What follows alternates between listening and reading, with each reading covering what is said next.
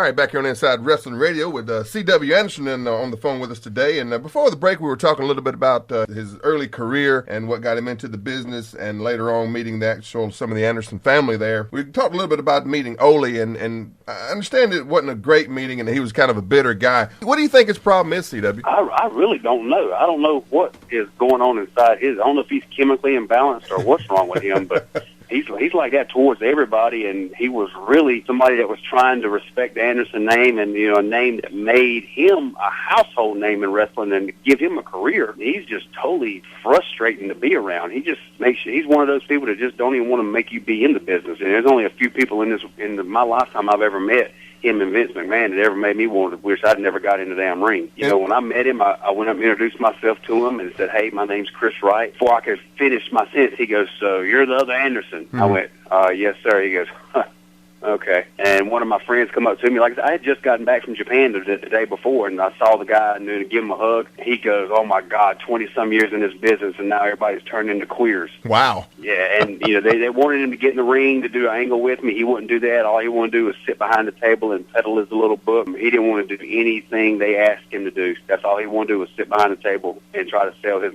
sorry book. Well, that's not a really good way to sell books, just to be vicious to everybody. You know what I mean? No, I told him I did the little promo. I had to walk over to him to do it, and told him I traveled a long ways to finally meet him, and he's like, "I don't give a damn." Wow.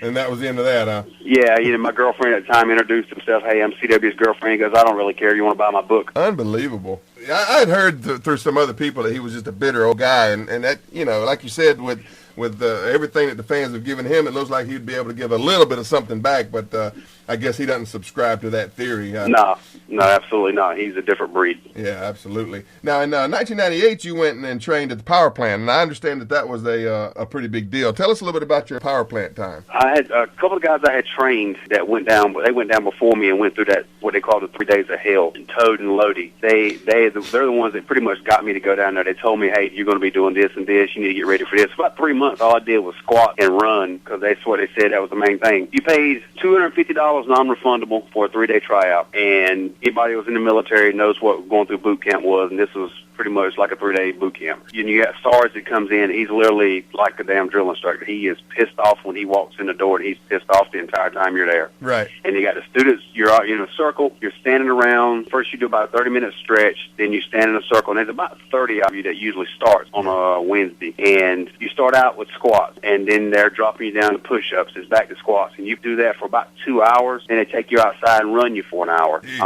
Get you in the ring later that afternoon. You're running the ropes, doing bumps. They don't teach you any of this stuff. They just want to see what you can do. The bumps and the run the ropes, I had, of course, being on the indie circuit, I knew what was going on, so I knew how to run the ropes. I didn't have any problem with the squat because I'd been preparing myself. They forgot to mention that you were going to do 500, 600 push-ups a day. Jeez. So I was not prepared for the push-ups. And sorry, they're in your face screaming the entire time if they see any kind of slippage. And by the end of the day, it ends about 3:30. By the end of the day, there was 6 guys left. Wow, out of 30. In my class, out of 30.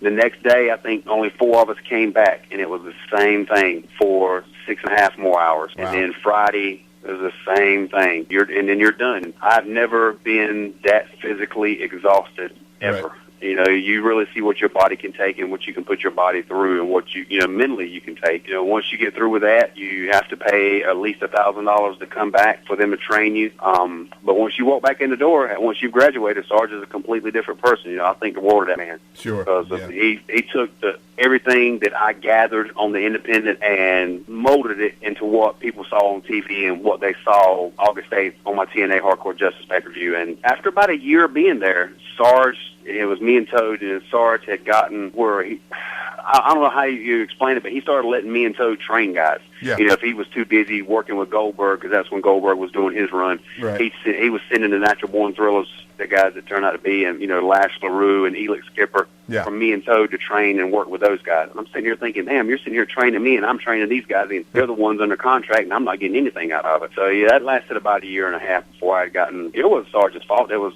just him, Pez Watley, and Mike Winter, and all these guys. It was 30, 40-some guys down there that, come in and out during the day. And, if you didn't want to train that day, you could just go and sit on the couch and watch everybody else work out. Wow. It was really not organized at the time. Jody Hamilton was running it, but it was that 3 days was something else, man. I've heard through a lot of people that it was, and we're really running out of time here, CW. There's so much more I want to talk to you about, man. But before we do get out of time, real quick, just run through a little bit of your ECW time where you really made your bones. Yeah, I got to try out. Well, I didn't get to try out. My buddy Toad got to try out. I rode with him down to a show. He got in the ring. I was standing outside the ring, seeing Steve Curran, talking to him because I hadn't seen me. I'd known Steve since we started together.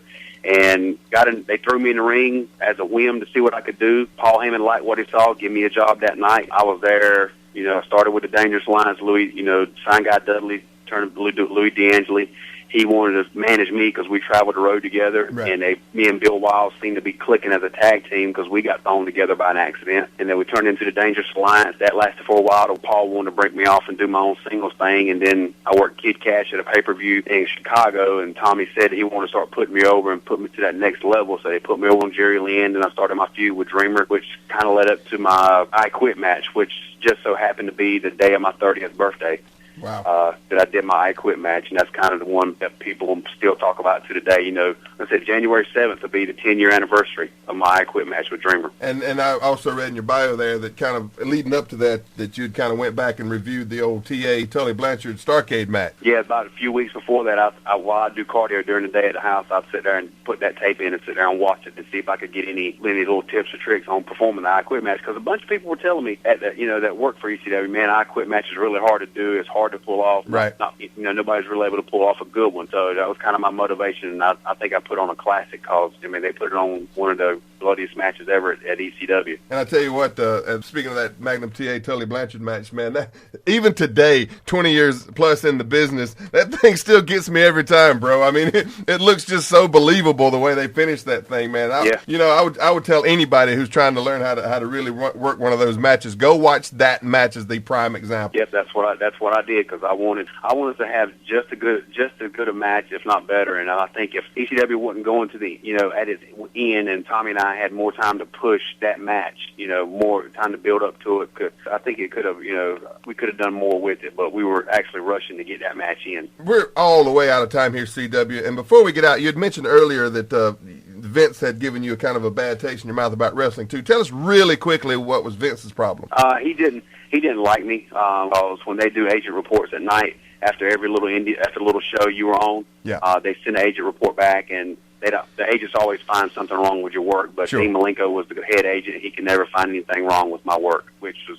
I know it's kind of hard to believe, and most people ain't gonna believe it. But you can ask Dean or ask Dreamer. It's the damn truth. Right. And Vince set out on a mission to prove him wrong, that I was infallible. I could be make mistakes in the ring. And just because he wanted to. Yeah, just because he wanted to, and he did. He put me. I worked with Shannon Moore in Hammerstein Ballroom, and he's over the head. He's on the microphone talking to the ref on the headset, and they kept switching us back from heel to face in the match.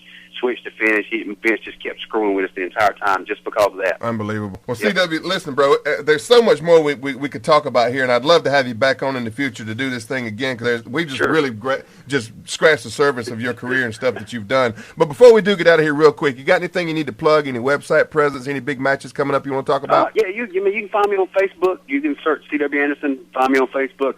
I'm up in Norfolk, Virginia this weekend. I was supposed to be wrestling Charlie Haas, but he's out of the country, so they got some kind of mystery opponent for me. And December 4th, I'm back in Virginia. January the 8th, I'm in Smithfield, North Carolina, working my student Lodi over at the Rec Center, and that's about all that's been going on for me. Good deal, man. Well, listen, it's been a great thrill to have you on today, and you just got a wealth of knowledge and information. By the way, you mentioned Lodi. We had him on a few weeks ago, and he had nothing but great things to say about you, so that's a good thing as well. But again, thanks so much for coming on, CW, and we'll have you on again in the future, I hope. It was a pleasure. Thanks, guys. All right, that's going to do it for the interview portion of the program. We'll be right back. More Inside Wrestling Radio coming up next.